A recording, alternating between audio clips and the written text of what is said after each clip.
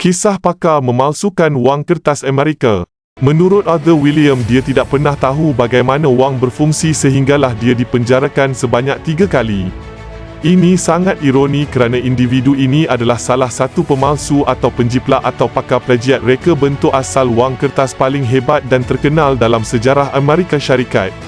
Malah, dia hampir-hampir terlepas dengan aktiviti haramnya ini. Apa yang paling mengagumkan adalah Arthur berjaya memalsukan wang kertas $100 siri tahun 1996 yang mana telah direka bentuk untuk membawa mata wang Amerika ke era baru yang mengetatkan lagi keselamatan berteknologi yang lebih tinggi. Malah pihak berkuasa AS menganggap reka bentuk ini sebagai kebal dan tidak dapat dipalsukan. Hasil daripada pengalaman dan keazaman yang tinggi, Arthur berjaya menyempurnakan satu proses yang membolehkan dia mencetak wang kertas yang hampir tidak dapat dikesan dengan bekalan seumur hidup yang tidak akan pernah putus. Tanpa membuang masa lagi, mari kita dalami kisah pakar memalsukan wang kertas Amerika.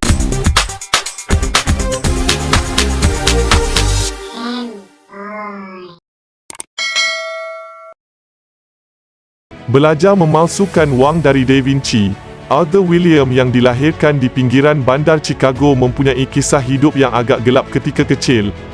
Apabila bapanya meninggalkan keluarga dan memaksa ibunya berpindah ke tempat pelindungan gelandangan Salvation Army. Tak lama selepas itu, ibunya berkenalan dengan seorang penjenayah tempatan dengan nama samaran Da Vinci. Da Vinci memperoleh nama gelaran ini kerana sangat mahir dalam melukis dan akhirnya menjadi pemalsu wang kertas. Dan dengan ini, Arthur diambil menjadi pelatihnya dan mengajar seni menghasilkan wang palsu menggunakan pencetak offset. Arthur kemudiannya menggambarkan Da Vinci sebagai seorang yang tradisionalis tulen dalam satu wawancara bersama Rolling Stones. Dia memberitahu bahawa pada ketika itu, pemalsuan wang kertas adalah sesuatu yang diwariskan kepada generasi kemudian. Da Vinci memberitahu Arthur bahawa dia adalah pelatih terakhirnya. Dengan itu, Arthur memperhebatkan lagi apa yang dipelajarinya. Akhirnya, Arthur menyempurnakan kaedah pemalsuan iaitu hibridnya sendiri. Ia bermula pada tahun 1992 apabila pemuda itu mendapat salinan bootleg Adobe Photoshop iaitu sebuah komputer Apple lama dan mesin blueprint di Ozotop. Oleh kerana pencetak blueprint itu tidak dapat menghasilkan latar belakang hijau untuk wang sebenar, Arthur akan menggunakan pencetak offset terlebih dahulu dan kemudian mencetak butiran yang telah disunting menggunakan Photoshop ke kertas berwarna dengan pencetak berteknologi tinggi. Menurut Rolling Stone, dia mencetak kira-kira $50,000 sebulan di studio bawah tanah yang digelar The Dugen dan menjualnya kepada Samsung tempatan untuk dengan harga 20 sen bagi setiap $1. Ketika itu, Arthur hidup seperti seorang raja. Ia merupakan satu kemajuan daripada jenayah pecah rumah yang dilakukannya satu ketika dahulu. Pemalsuan ke skala besar. Arthur mengekalkan modus operandi bersaiz kecil sehingga tahun 1996 apabila Biro Ukiran dan Percetakan AS mengumumkan pelancaran wang kertas $100 baru yang tersangat selamat di dunia. Wang kertas lama sangat bergantung kepada beratnya yang unik dan dihasilkan daripada kapas khusus terdiri 75% kapas serta 25% kertas linen. Namun bagi wang kertas $100 baru, ia memperkenalkan benang keselamatan pendafluar baru percetakan makro, dakwat peralihan warna dan watermark yang adalah mustahil sukar untuk dipalsukan.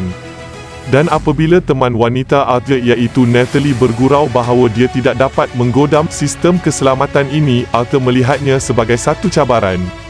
Rupa-rupanya, perkara yang paling penting dalam pemalsuan wang kertas $100 baru ini adalah mencari kertas yang betul. Langkah-langkah keselamatan wang kertas siri baru 1996 ini juga disertakan dengan pengenalan pen pengesan tiruan.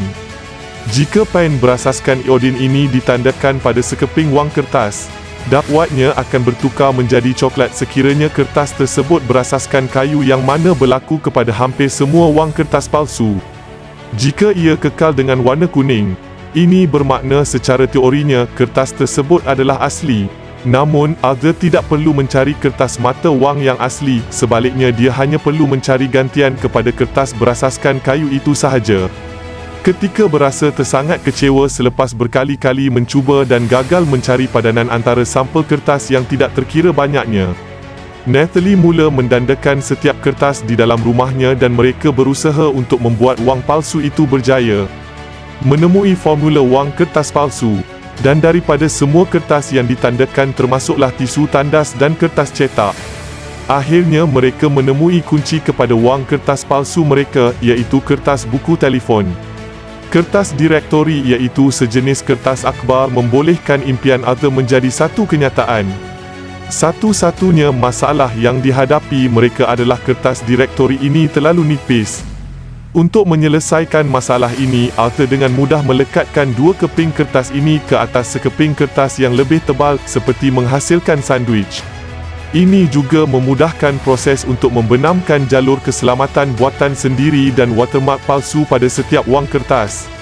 Untuk mengatasi masalah dakwat yang beralih warna, Arthur menghasilkan setem getah, iaitu rubber stamp 100, dan menggunakan cat kereta berwarna-warni untuk mencipta kesan yang sama.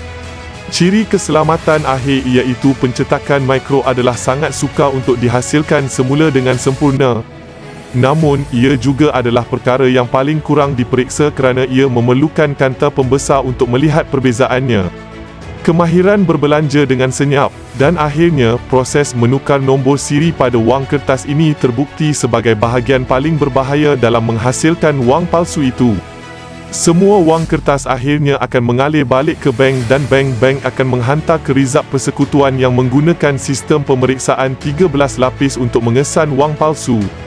Walau bagaimanapun, Arthur mendapati bahawa jika dia hanya menggunakan beberapa wang kertas pada satu masa dan berpindah dari tempat ke tempat yang lain di seluruh negara secara berterusan, maka sukar untuk dikesan. Dan untuk sebahagian besarnya apa yang difikirkan oleh Arthur adalah benar. Untuk seketika, Arthur dan teman wanitanya mengembara ke seluruh Amerika Syarikat, sebahagian besarnya di kawasan Chicago dan Texas, sambil membelanjakan sebanyak wang yang mereka mampu. Seperti yang dilakukan oleh para pemalsu wang kertas, mereka akan membuat pembelian kecil menggunakan wang kertas $100 dan memperoleh keuntungan daripada baki yang diterima. Arthur juga akan menjual wang kertas tersebut kepada Samsung tempatan seperti yang dilakukan, namun dengan kadar yang lebih tinggi, iaitu 30 sen untuk setiap $100. Dengan ini, dia memperoleh $30 bagi setiap wang kertas $100. Mereka menggunakan pelbagai helah untuk mengelakkan daripada dikesan pihak polis. Pada akhir tahun 1990, berjuta-juta dolar telah dihasilkan Arthur menggunakan pencetaknya dan dia tidak mampu membelanjakan kesemuanya. Di satu ketika, Arthur dan Natalie mula membeli alat permainan dan barangan kanak-kanak lalu didermakan kepada badan amal tempatan. Apa yang mengasyikkan mereka bukanlah disebabkan oleh mampu berbelanja besar, tetapi cabaran menghasilkan setiap kertas kepada wang yang sangat bernilai membuatkan pasangan ini tidak boleh berhenti. Ia seperti kepuasan seorang pelukis berjaya menghasilkan satu lukisan masterpiece. Penangkapan Arthur William. Pada Februari 2001, Arthur telah ditangkap bersama-sama $60,000 wang kertas palsu dan dadah dan kakak iparnya yang dalam keadaan bogel di sebuah bilik hotel di Chicago. Penangkapan tersebut sepatutnya menghumbankan Arthur ke dalam penjara untuk tempoh yang lama. Namun hakim melepaskannya atas sebab serbuan dan sitaan itu tidak mempunyai waran. Terkejut dengan penangkapan itu, Arthur memutuskan untuk tidak lagi memalsukan wang haram. Ia merupakan satu keputusan yang bijak, namun ia tidak bertahan lama. Arthur mendapati bahawa bapanya yang juga mempunyai masalah dengan undang-undang tinggal di Alaska. Ketika dia melawat bapanya, Arthur tahu bahawa bapanya menanam ganja dan mempunyai masalah dengan kumpulan motosikal Hells Angels. Bapa Arthur yang sepatutnya menasihati anaknya agar tidak melanggar undang-undang, sebaliknya menggalakkan Arthur untuk menghasilkan lebih banyak wang palsu. Disebabkan Arthur yang kehilangan ayahnya untuk seketika dan kini kembali bersama, jadi dia cuba untuk membanggakan ayahnya itu. Di Alaska, kedua-dua anak beranak itu mula mencetak wang, namun kali ini tanpa peralatan yang betul. Bapa Arthur memberikan sebahagian daripada wang kertas tersebut kepada rakan-rakannya yang mana digunakan dengan sewenang-wenangnya dan tidak mengendahkan cara yang betul untuk membelanjakannya. Kemudian, Arthur yang meneruskan pengembarannya telah menyembunyikan sebahagian daripada wang kertas dicetaknya ke dalam paip PVC dan ditanam di sebuah hutan simpan. Dipenjara buat kali kedua, pada tahun yang sama iaitu 2001, beberapa rakan bapanya ditangkap kerana memiliki wang palsu di Anchorage, Alaska. Tak lama kemudian, pihak polis berjaya mengesan Arthur dan bapanya yang membawa kepada penangkapan mereka. Setelah dibicarakan, kedua-dua mereka dijatuhkan hukuman penjara kerana jenayah mencetak wang palsu. Selepas 31 bulan, Arthur dibebaskan dan dalam perjalanan pulang ke rumah, dia menerima berita bahawa bapanya telah meninggal dunia di penjara akibat serangan jantung. Arthur memberitahu bahawa dirinya menjadi seperti seorang selebriti di penjara selepas dipaparkan dalam rancangan American Great pada tahun 2001. Kisah Arthur menarik perhatian ramai, termasuklah diwawancara oleh Rolling Stone pada tahun 2005. Kembali ke pangkal jalan. Ketika berada di penjara, Arthur belajar melukis dan menjadi agak mahir. Dia juga memulakan jenama pakaian iaitu Julius Da Vinci, iaitu menggunakan nama mentornya dalam memalsukan wang kertas. Selepas dibebaskan pada Januari 2014, Arthur memulakan hidup baru dengan bekerja. Kali ini dia menjauhkan dirinya daripada pencetak wang dan bekerja sebagai tukang cuci.